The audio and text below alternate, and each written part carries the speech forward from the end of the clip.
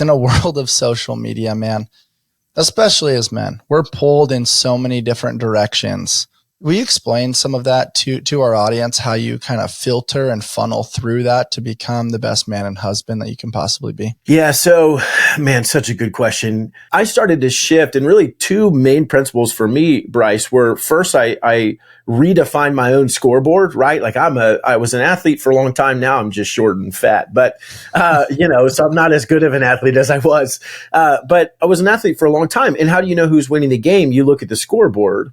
Well, what I realized was if you change the way you keep score, you change the way you play, right? If the NBA said, well, you can't dunk anymore, well, everyone's going to take jump shots, right? And so what I realized was in the business world, my scoreboard was only about, right? The scoreboard was how much money did you make? For me in real estate, how many homes did you sell? How big was your team? What was your ranking? All the things. And so that was the only way I could keep score because that's what they told me the scorecard was. When I changed that to say, my new scorecard is going to be a business goal, certainly, but now it's a wife goal and it's a kid goal. I now had a new way to keep score, a new way to make decisions, right? My wife goal was 2 dates a month. My kid goal was take every 7th week off. And so now when an opportunity came through to determine is it traction or distraction, it was, does it hit my profit goal? Sure. Does it allow me to still take 2 dates a month, this month with my wife? Sure. Is it on the 7th week off? Oh, it is. I got to say no. Now it's a distraction. It's not traction anymore, right? So that was the first one. The second one, Bryce, was what I call the hierarchy of attention.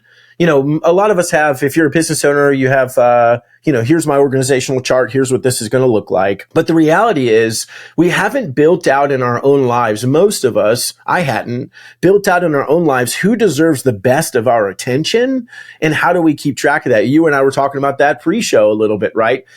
I'm not talking about time. I'm talking about quality of attention. And so for me now, my hierarchy is my relationship with the Lord, my wife, my kids, then my work. And so at the end of the week, what I have to do is I have to stop and say, okay, on a scale of 1 to 10, how much quality attention did each of these areas get?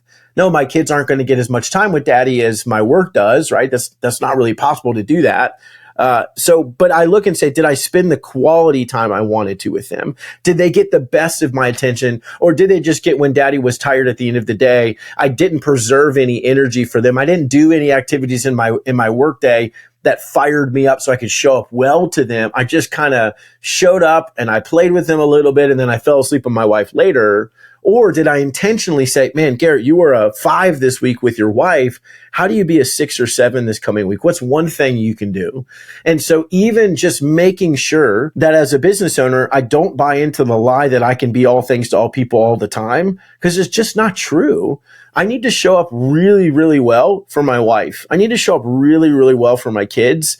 And any time after that that's left over, which is a lot, anytime after that left over, I have to be as excellent as possible in those working hours, which means saying no to more things than I say yes to, because only certain things actually move the needle, right? So there's a long conversation inside of that, but looking and saying, where am I actually trying to go? And that's traction. Everything else is distraction.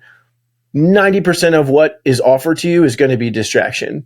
And if you don't have clarity on that, you're going to end up so far off the track of where you meant to be, you'll not even recognize what you're trying to build. And that's difficult, right? Whether that's your life or your business, that's really hard. Garrett, what's our highest form of currency? Is it attention or is it time? I don't think it's time. I would say that it's presence. I know you didn't give me that as an option. And that's kind of attention. But I think it's just the ability to just be there and be attentive, but be fully present in the moments that you do have. Because again, as a business owner like you're building something, right? You're ambitious. That's good. That's what we should be. And so when we choose, you and I both know, when I am sitting there with my kids and I'm trying to give them my attention's also getting pulled away from me from all the other thoughts that I have about the day or the ideas that I want to, whatever it is that I'm trying to do. And so fully being present to me is physical, emotional, spiritual, right? Mental, all of those things, just to be with them in what they're going through. When my 2-year-old says, Daddy, can you play tiles with me? Right? And saying, yes, Daddy's going to put my phone away. I'm going to put everything away. I'm going to take my Apple Watch off and I'm going to sit there on the floor and just play with you and be fully present.